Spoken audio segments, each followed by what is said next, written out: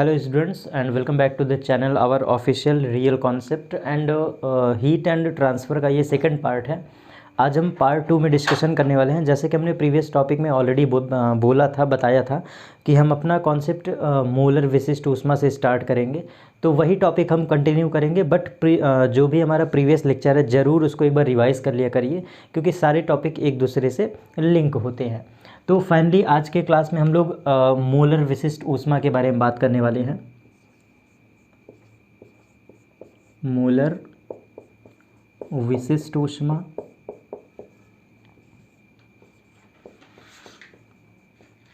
और इस यूनिट को बेसिकली इस हेडिंग को हम लोग कहते हैं मोलर स्पेसिफिक हीट।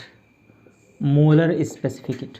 देखो, अब इतना तो क्लियर हो गया होगा कि विशिष्ट ऊष्मा के बारे में हम पढ़ चुके हैं, बट विशिष्ट ऊष्मा को अब हम डिफाइन करेंगे इन टर्म्स ऑफ मोल।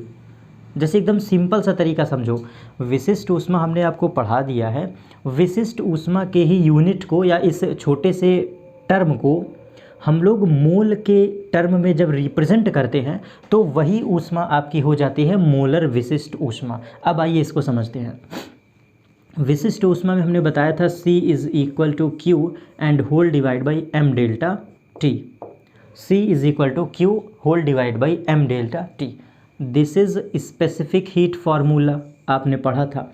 आप ज़रा सोचो, आपने एक कॉन्सेप्ट बिल्कुल केमिस्ट्री में पढ़ा है कि जब भी हम भार बटे अणुभार पढ़ते हैं, ऐसा कुछ ध्यान से समझना, मास अपॉन वेट। वेट मतलब वो मॉलिकुलर वेट, ऐसा आप मैं हिंदी में लिख दे रहा हूँ, ज़्यादा बेस्ट रहेगा आपके समझने के लिए।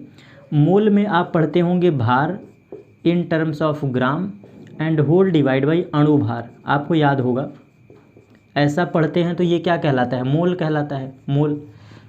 तो ज़रा ऐसे ही समझो कि जब विशिष्ट ऊष्मा में ये मास आ रहा है, मास, अगर हम इस मास में वेट से डिवाइड कर दें, वेट से, तो क्या होगा? भार बटे अणुभार, मोल हो गया। इस डेफिनेशन में स्पेशली यही किया गया है कि अगर हम मतलब जो किलोग्राम है, जो मास है, स्पेशली ये किया गया है कि विशिष्ट ऊष्मा का जो फार्मूला होता है वहाँ पर अगर हम मास की जगह, मास मीन्स द्रव्यमान, अगर हम द्रव्यमान को विस्थापित कर दें इन terms of mole, in terms of mole, मतलब कहने का मेरा कॉन्सेप्ट है कि मास को हटा करके हम मोल रख दें तो वो जो परिभाषा बनती है ना, वही आपका मोलर विशिष्ट ऊष्मा है। तो आपको याद होगा कि 1 किलोग्राम द्रव्यमान का 1 डिग्री सेंटीग्रेड ताप बढ़ाने के लिए आवश्यक ऊष्मा की मात्रा विशिष्ट ऊष्मा थी। तो यही कॉन्सेप्ट अब आपको बताने जा रहा हूँ मोलर विशिष्ट ऊष्मा में। अब आपको याद रखना है C is equal to Q and whole divide by N लिख दो एंड उसके बाद डेल्टा टी लिख दो। ये फॉर्मूला आपके बन का आ गया मोल के टर्म में। जहाँ पर एन लिखो या फिर म्यू लिखो, ये मोल है, ये मोल है। और इसको हम एज्यूम करेंगे n बराबर 1 मोल मानकर। तो अब ये डेफिनेशन क्या बन गया? बिल्कुल प्योर वही डेफिनेशन है जो हम पहले पढ़ते थे। 1 किलोग्राम द्रव्यमान का 1 डिग्री सेंटीग्रेड बढ़ाने के लिए आवश्यक ऊष्मा की मात्रा विशिष्ट ऊष्मा, same as it is copyright कर लीजिए। तो अब हम बोलेंगे किसी गैस का 1 मोल का ताप 1 डिग्री सेंटीग्रेड बढ़ाने के लिए जितना ऊष्मा की आवश्यक मात्रा होती है, दैट इज़ मोलर विशिष्ट ऊष्मा, मोलर विशिष्ट ऊष्मा। इन शॉर्ट में मैं लिख दे रहा हूँ, किसी गैस का कह दो या फिर किसी कण का कह दो, ठीक। ये हम कह दिए। अब इसके बाद जो मेन कॉन्सेप्ट है, 1 मोल का 1 डिग्री सेंटीग्रेड ताप बढ़ाने के लिए आवश्यक ऊष्मा की मात्रा, आवश्यक ऊष्मा की मात्रा। ओवरऑल बस केवल और केवल इतना आप बेसिक लेवल पर डिफाइन करो कि मास है तो विशिष्ट ऊष्मा और अगर मोल है तो मोलर विशिष्ट ऊष्मा। और फाइनली इस टॉपिक को क्लियर करने के लिए मैं एक्सप्लेन कर दे रहा हूँ कि विशिष्ट ऊष्मा डिफाइन होता है मास के लिए और मोलर विशिष्ट ऊष्मा डिफाइन होता है मोलों के लिए, मोलों के लिए। ठीक है, क्लियर। ये पॉइंट याद रखिएगा, फॉर्मूला ज़रूर याद रखिएगा। कभी कभी एन भी लिखा मिल जाएगा और इरेज करके मैं दिखा दे रहा हूँ, एन वाला भी नोट डाउन कर लेना और कभी कभी म्यू वाला भी, तो दोनों आपको दिख सकता है। बाकी रिप्रेजेंटेशन सी ही रहेगा। ठीक है, अब इसको इरेज कर देते हैं। अब इसके जस्ट आफ्टर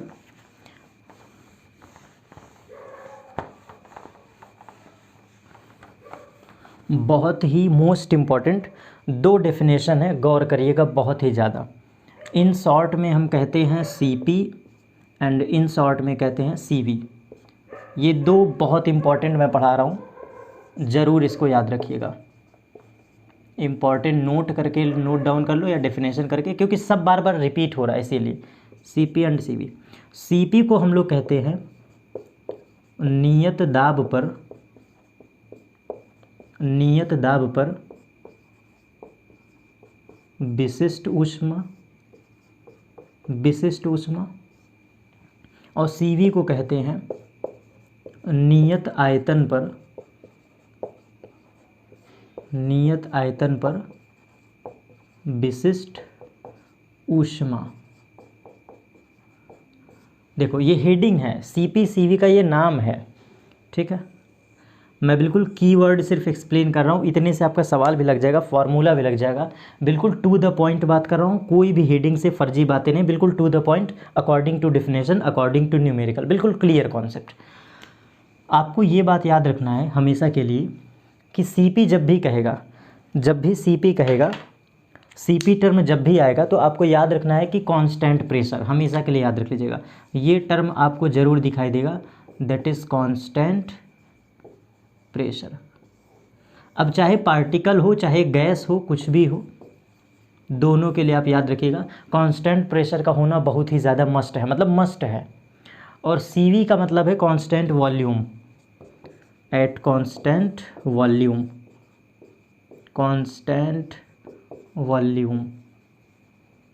ठीक है, कांस्टेंट वॉल्यूम। बाकी डेफिनेशन फिर से वही रिपीट। बस आपको अब ऐड क्या करना है, ज़रा ध्यान से देखो, ये क्या लिखा है, विशिष्ट ऊष्मा, स्पेसिफिक हीट लिखा है, स्पेसिफिक हीट, विशिष्ट ऊष्मा। ज़रा दिमाग से सोचो, विशिष्ट ऊष्मा में क्या पढ़ाए थे, फिर से वही याद करो, C is equal to Q and whole divide by m delta T, यही तो पढ़ाए हैं। यहाँ से डेफिनेशन तुम्हारी बन के फिर से तैयार हो गया। अब इसमें बस एडअप क्या करोगे, ध्यान से सुनना, बस कह दो नियत दाब पर। अगर तुमने नियत दाब शब्द लगा दिया तो ये हो गया सीपी की डेफिनेशन, और अगर यहीं पर तुमने नियत आयतन कह दिया तो इसका मतलब हो गया सीवी। बाकी डेफिनेशन सब कुछ सेम है, फिर से क्या रिपीट है, आप वही रिपीट करोगे। एम का मतलब किसी पदार्थ का 1 किलोग्राम, किसी पदार्थ का जो कि 1 किलोग्राम है, इसका ताप, एम के बगल में क्या है, ताप, 1 डिग्री सेंटीग्रेड बढ़ाने के लिए, 1 डिग्री सेंटीग्रेड बढ़ाने के लिए जो भी आवश्यक ऊष्मा की मात्रा है, रिक्वायर्ड अमाउंट ऑफ हीट। ये क्यू किस बात को बता रहा है, ये क्यू इस बात को बता रहा है, रिक्वायर्ड अमाउंट ऑफ हीट, आवश्यक ऊष्मा की मात्रा क्या कहलाता है। अगर तुमने दाब बोला तो सीपी, अगर आयतन बोला तो सीवी। ये भी कॉन्सेप्ट हमारा कंप्लीट। फाइनली एकदम लास्ट टाइम रिपीट कर दे रहा हूँ, नियत ताप पर एकांक द्रव्यमान के किसी पदार्थ का 1 डिग्री सेंटीग्रेड ताप बढ़ाने या घटाने के लिए आवश्यक ऊष्मा की मात्रा कहलाता है सीपी, और सेम इसी डेफिनेशन में आयतन रख दो तो सीवी। अगर बार बार इस कॉन्सेप्ट को समझो तो बार बार वही रिपीट हो रहा है, इसके बाद जस्ट फाइनली एग्ज़ाम के पॉइंट ऑफ व्यू से दूसरा मोस्ट इम्पॉर्टेंट नोट, पहले लिख दे रहा हूँ, this is very very important note, very most important note, बहुत ही ज़्यादा इम्पॉर्टेंट है, बहुत ही ज़्यादा, हद से ज़्यादा। गौर करिएगा क्या है, आपसे पूछता है विशिष्ट ऊष्मा किस पर निर्भर करती है और ऊष्माधारिता किस पर निर्भर करती है। याद करो प्रीवियस क्लास, स्पेसिफिक हीट किस पर डिपेंड करता है एंड थर्मल कैपेसिटी किस पर डिपेंड करता है। 100% रट्टा मार के लिख लो, एकदम रट्टा मार के। विशिष्ट ऊष्मा always dependent on mass of body, mass of body.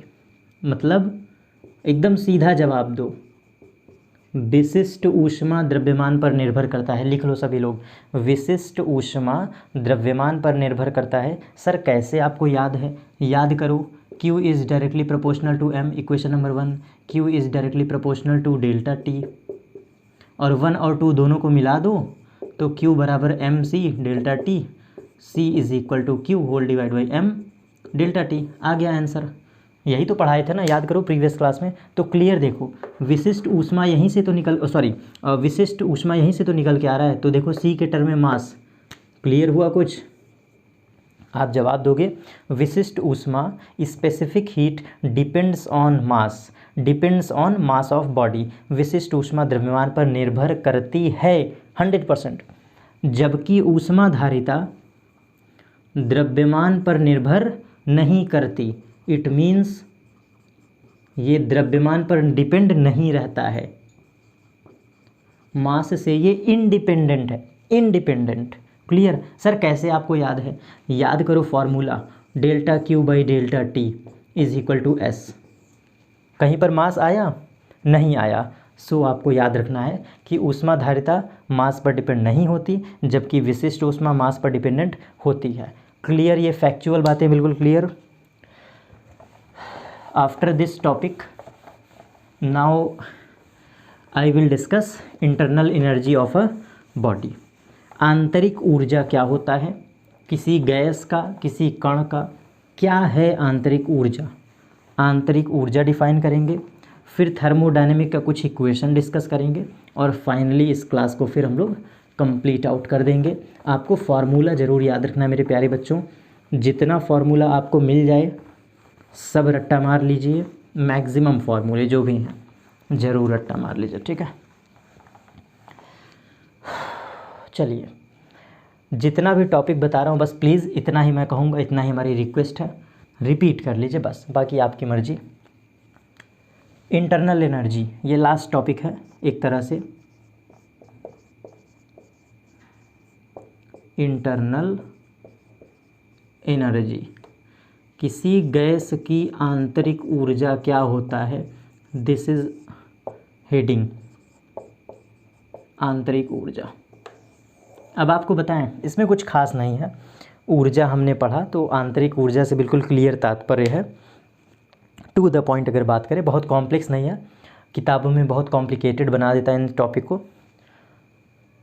मैं केवल 2-3 टर्म एक्सप्रेस करूँगा आपके सामने, बस 2-3 टर्म क्लियर कर लो तो ये पूरा कॉन्सेप्ट डेप्थ लेवल पर क्लियर हो जाएगा।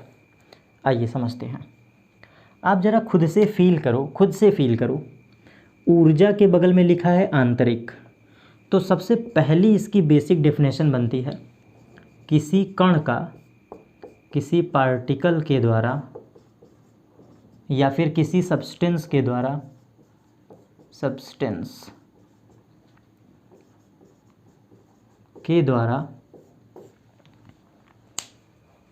निहित किसी कण के द्वारा, किसी पदार्थ के द्वारा निहित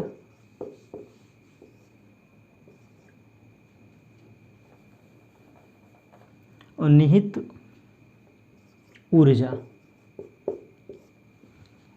मतलब कोई कण है, कोई पार्टिकल है जो कि पहले से अगर एनर्जी कंटेन करता है, गेन करता है या कंजर्व करता है, एक शब्द मैं यहाँ पर यूज़ करूँगा, कंजर्व्ड एनर्जी।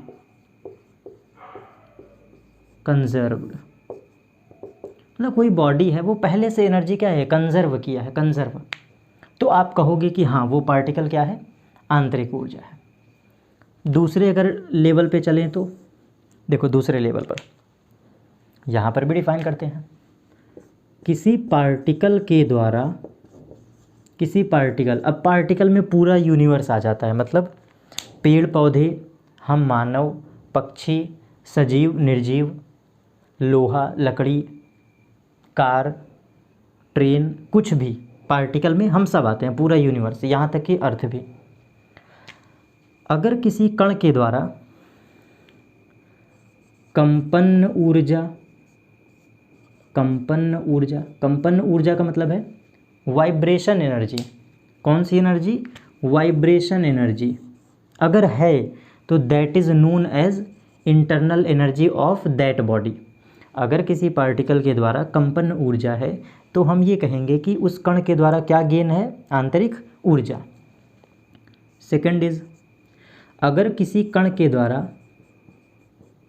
स्थानांतरीय गति के दौरान, स्थानांतरीय गति इट मीन्स ट्रांसफर मोशन, ये ट्रांसफर मोशन है, स्थानांतरीय गति के दौरान कोई भी ऊर्जा हो, कोई भी ऊर्जा, दैट इज़ के ई मतलब काइनेटिक एनर्जी, ठीक, काइनेटिक एनर्जी, तो आप कहोगे कि ये गतिज ऊर्जा तो है ही है, साथ ही साथ उस पार्टिकल की क्या है, आंतरिक ऊर्जा है। तीसरा, अगर कोई पार्टिकल घूर्णन गति करता है अपने ही अक्ष पर स्वतः, अगर कोई पार्टिकल अपने एक्सिस पर एज सेल्फ घूर्णन गति करता है, इट मीन्स घूर्णन ऊर्जा, इट मीन्स घूर्णन ऊर्जा करता है, तो हम ये कह सकते हैं कि इस पार्टिकल के द्वारा जो कंज्यूम एनर्जी है in the form of rotational energy, this is known as internal energy of that body. ठीक है, और समझिए तीसरी डेफिनेशन, एकदम डेप्थ में, तुम कोई किताब पढ़ लो इससे हार जाओगे ही नहीं, कहाँ से क्वेश्चन बनाएगा, या तो यहाँ से बनाएगा, या तो यहाँ से, या तो तीसरे वाले से। एकदम आखिरी, किसी पार्टिकल के द्वारा, किसी कण के द्वारा सम ऑफ ऑल एनर्जीज, अब समझे, सम ऑफ ऑल एनर्जीज, इसका मतलब है सभी ऊर्जाओं का योग,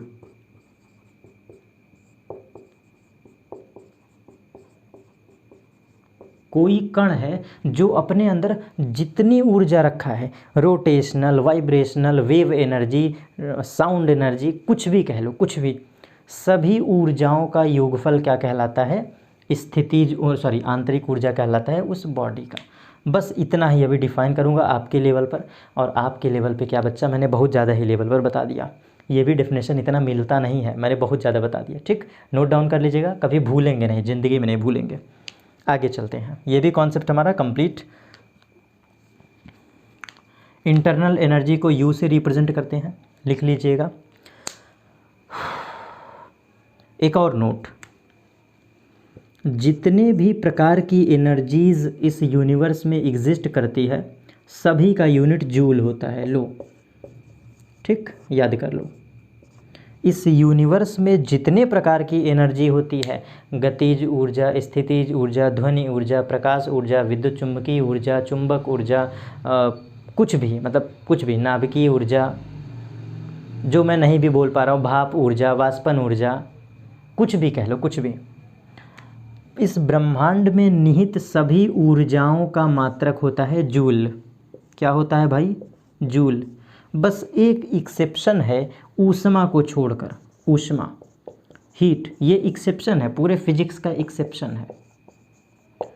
ऊष्मा एक ऐसा चीज़ है, ऐसी प्रॉपर्टी है, ये निकलता तो ऊर्जा से ही है, मगर इसका मात्रक होता है कैलोरी, ऊष्मा का मात्रक होता है कैलोरी। तो बस इन्हीं दो एक्सेप्शन को याद रखिएगा, बस, बाकी फिर हमारा कॉन्सेप्ट यहाँ पर complete. Just after this topic now I will discuss thermodynamic 0th law, thermodynamic 1st law. यहीं पर बस हल्का सा आपको कुछ बताना चाहता हूँ, बस कंप्लीट। फिर इसके बाद थर्मोडायनेमिक के वैसे तो 3 लॉज हैं, कुछ किताबें कहती हैं thermodynamic 1st law, thermodynamic 2nd law, thermodynamic 3rd law. ध्यान से सुनना, अभी बोल के एक्सप्लेन कर दे रहा हूँ, आप लिख सकते हैं। बहुत सी अच्छी किताबें थर्मोडायनेमिक को कहती हैं कि इनके 3 लॉज हैं, बिल्कुल सही है। Thermodynamic first law, second law, third law. लेकिन मैं आपको कुछ अजूबा बता दे रहा हूँ, घबराइएगा मत, सुनिएगा। जो थर्मोडायनेमिक का फर्स्ट लॉ है इसको कहते हैं ज़ीरोथ लॉ।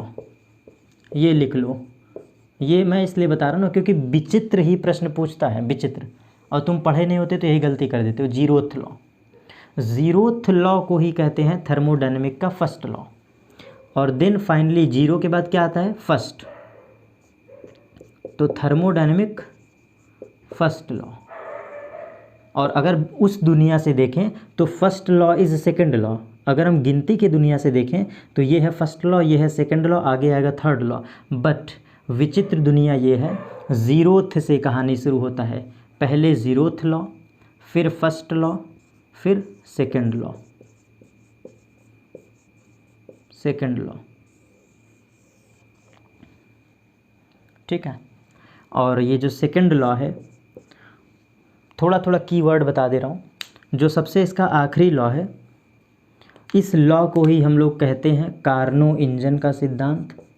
कार्नो इंजन जानते रहिए, कार्नो इंजन। इसको कार्नोट साइकिल भी कहते हैं, कार्नोट साइकिल भी कहते हैं, जब बहुत लेवल पे कभी पढ़ेंगे तो। कार्नो इंजन का सिद्धांत, इसी को हम ये भी कहते हैं भाप ऊष्मा का सिद्धांत। इसी कॉन्सेप्ट को हम लोग कहते हैं भाप ऊष्मा का सिद्धांत। मतलब कोई वाइपर कैसे एनर्जी क्रिएट करती है, भाप को ऊर्जा कैसे ऊर्जा में, ऊष्मा में रूपांतरित कर सकते हैं, इसको याद रखिएगा। मैं कीवर्ड बता रहा हूँ क्योंकि यही तुमसे पूछेगा, बहुत डिटेल में नहीं जाएगा। दूसरी चीज़ याद रखना, ऊष्मागतिकी का सेकंड लॉ ही इस बात को बताता है कि ऊर्जा का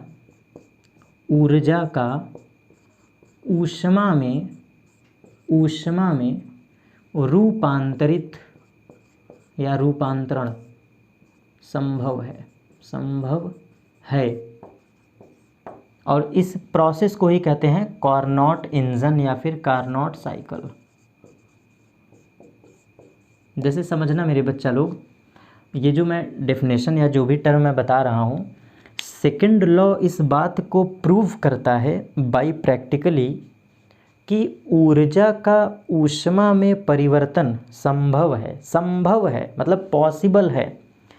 ऊष्मा ऊर्जा बन सकती है और ऊर्जा ऊष्मा बन सकती है, ये संभव है। किस लॉ के अकॉर्डिंग? थर्मोडायनेमिक सेकंड लॉ के अकॉर्डिंग। इतना कीवर्ड आप याद रखिएगा। और जो हम लोग भाप ऊर्जा या फिर रेल इंजन सुनते थे ना पहले के ज़माने में, भाप इंजन का कॉन्सेप्ट यही है, ठीक। इतना याद रखिए। आगे जो फर्स्ट लॉ है, फर्स्ट लॉ, अब देखिए बीच में आ गए। फर्स्ट लॉ इस बात को बताता है कि ऊर्जा हो या ऊष्मा हो, ये संरक्षित रहती है। क्या रहती है भाई? संरक्षित रहती है, ठीक है। याद रखिएगा, चाहे ऊर्जा हो चाहे ऊष्मा हो, ये संरक्षित रहती है। कहाँ पर? सिस्टम और सराउंडिंग के बीच, सराउंडिंग और सिस्टम के बीच, निकाय और परिवेश के बीच ऊर्जा और ऊष्मा दोनों संरक्षित रहती है। लिख दे रहा हूँ, निकाय प्लस वातावरण, सिस्टम प्लस सराउंडिंग, दोनों में ऊर्जा भी संरक्षित रहती है, ऊष्मा भी संरक्षित रहती है। By this formula Q is equal to U plus W। इसी फॉर्मूले को कहा जाता है थर्मोडायनेमिक फर्स्ट लॉ। Q बराबर U plus W, where Q is required amount of heat, U is internal energy and W is work function of the body या फिर work done of the body. ध्यान से सुनिएगा, Q का मतलब ऊष्मा, U का मतलब आंतरिक ऊर्जा, W का मतलब वर्क डन, किया गया कार्य, ठीक है।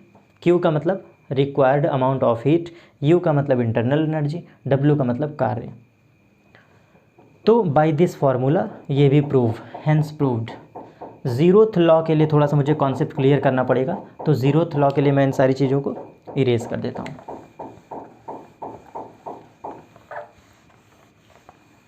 अब देखो ज़ीरोथ लॉ क्या है। ज़ीरोथ लॉ इस बात को रिप्रेजेंट करता है,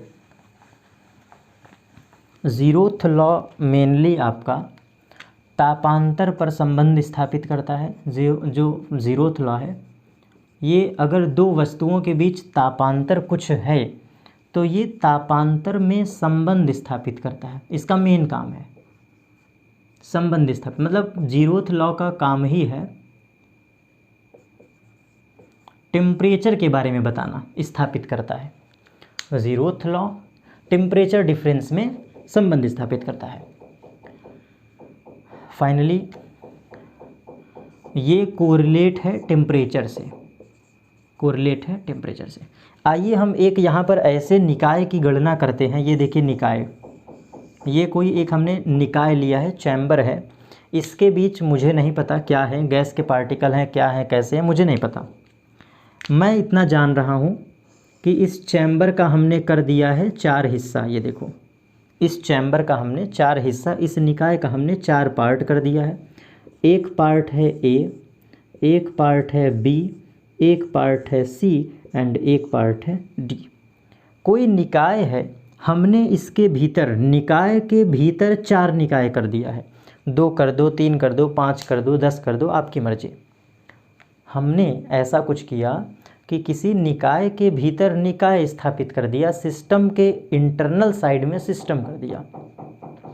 तो समझने वाली बात यह है, अगर कभी ये जो दीवार है, ये दीवार है ना, क्योंकि हमने अंदर निकाय बनाया है, ये दीवार है, देखो मैं क्रॉस लाइन से रिप्रेजेंट कर रहा हूँ। अगर इन दीवारों का तापांतर 0 हो, जिन दीवारों से इनको अलग किया गया है, अगर इस दीवार का तापांतर क्या है, T बराबर 0, डेल्टा T बराबर 0। अगर हम ऐसा मानते हैं कि कोई सिस्टम है, इस सिस्टम के भीतर कुछ दीवार है और इस दीवार का टेम्परेचर डिफरेंस क्या है, 0, डेल्टा T बराबर 0। तो इन दिस केस अगर टेम्परेचर डिफरेंस 0 है तो हम सीधा सा कह सकते हैं कि temperature of A is equal to temperature of B is equal to temperature of C is equal to temperature of D. बस मैं यही कहना चाहता हूँ।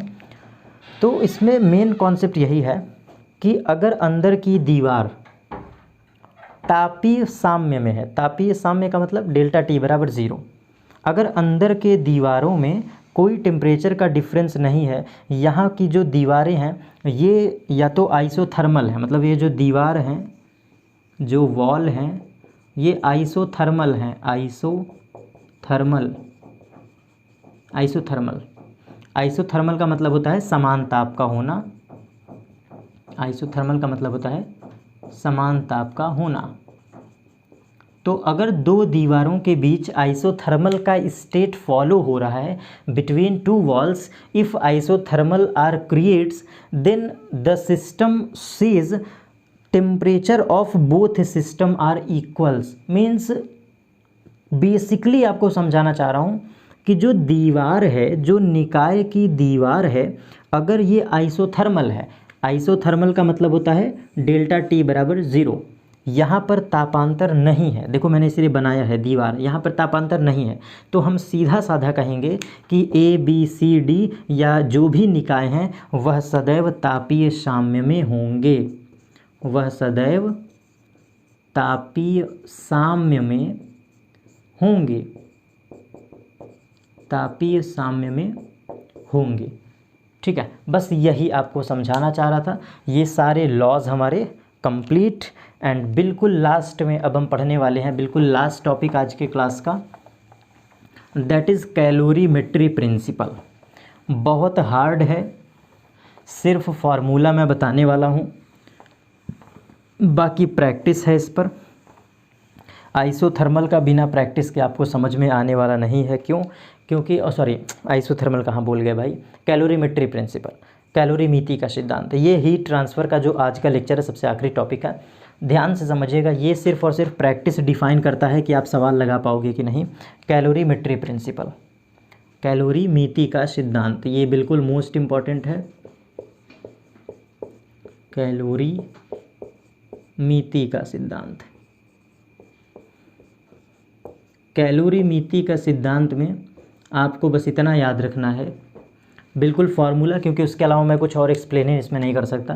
कैलोरीमेट्री का प्रिंसिपल बस इतना कहता है कि जितना ऊर्जा तुम दोगे, जितना ऊष्मा दोगे, बॉडी एक जगह से दूसरी जगह स्थानांतरित कर देती है। तो इन शॉर्ट इसी को कहा जाता है दी गई ऊष्मा बराबर ली गई ऊष्मा। बस आपको यही याद रखना है। कुछ मैं हिंट दे देता हूँ भाई, अब न्यूमेरिकल हिंट ही दे सकते हैं, क्योंकि इस सिद्धांत में इसके अलावा कुछ कह ही नहीं सकते हैं। कौन सा फार्मूला लगेगा मुझे भी नहीं पता, न्यूमेरिकल कैसे लगाना है आई डोंट नो। बस इसमें प्रैक्टिस मैटर करता है कि कैसे सवाल लगाएंगे, तो ये प्रैक्टिस के थ्रू आपको सिखाऊंगा। बट इसमें यही सिखाया जाता है कि जितनी एनर्जी दी जाएगी उतनी एनर्जी ली जाएगी बिटवीन सिस्टम एंड सराउंडिंग। अब कुछ ट्रिक सुनिएगा, ट्रिक है ये।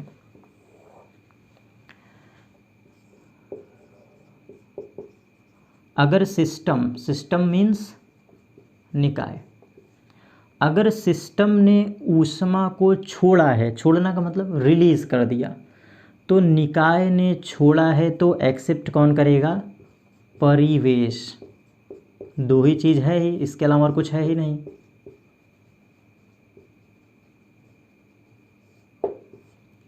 सिस्टम ने रिलीज़ किया तो सराउंडिंग ने एक्सेप्ट किया, और अगर परिवेश ने रिलीज़ किया, मान लो परिवेश ने रिलीज़ किया, तो फिर एक्सेप्ट कौन करेगा? सिस्टम एक्सेप्ट करेगा। इट मीन्स निकाय अवशोषित करेगा। कहने का बस ये मूल कॉन्सेप्ट है, मेन कॉन्सेप्ट ये है। पहला, दूसरा, अगर सिस्टम मतलब ऐसे समझो, ऐसे मान लो, मैं आपको एकदम जीता जागता उदाहरण, मेरी बॉडी एक सिस्टम है ना, जैसे सिस्टम मतलब मेरे अंदर सेल है, माइटोकॉन्ड्रिया है, छोटे छोटे कण हैं, हड्डी है, स्केलेटन सिस्टम है, मतलब पता नहीं क्या छोटे छोटे सब मिलके बना है। तो मेरी बॉडी सिस्टम है। जब मेरी बॉडी हीट होगी, जैसे मान लो मुझे बुखार हो गया, लेट सपोज मुझे बुखार हो गया, तो सिस्टम की हीट ज़्यादा है, तो अवशोषित कौन करेगा? परिवेश। तो अगर सिस्टम के पास ऊर्जा ज़्यादा है तो अवशोषित कौन करेगा? परिवेश। सिस्टम के पास एनर्जी ज़्यादा है तो अवशोषित कौन करेगा? परिवेश। तो आपको बैलेंस करना पड़ेगा, सिस्टम की ऊर्जा बराबर परिवेश की ऊर्जा। क्लियर? अगर मान लो कि मेरे आसपास बर्फ़ पड़ रहा है, बर्फ़, मान लो मैं किसी रसिया जैसे क्षेत्र में चला गया, मैं यूएस जैसे क्षेत्र में चला गया जहाँ बहुत कड़ाके की ठंड है। सडनली बस इमेजिन करना है, सोच लो मैं यूएस पहुँच गया कड़ाके की ठंड में। तो जब मैं पहुँचूँगा तो मुझे लगा कि यार हम तो भारत में गर्मी के दिनों में हैं और हम सीधा पहुँच गए यूएस, तो हम बोरिया बिस्तरा वो सब चद्दर उद्दर तो ओढ़ के जाएंगे नहीं, तो मुझे ठंड लगना शुरू हो जाएगा। इसका मतलब क्या है? परिवेश का टेम्परेचर डाउन हो गया, बहुत ज़्यादा डाउन हो गया। टेम्परेचर जो सराउंडिंग का है, परिवेश, यूएसए मैं चला गया हूँ, तो वहाँ बर्फ़ है, तो सराउंडिंग की एनर्जी बहुत ज़्यादा है कंपैरिजन टू आवर बॉडी। तो हम परिवेश से जब ऊष्मा अवशोषित करेंगे तो हमारी बॉडी ठंडी हो जाएगी।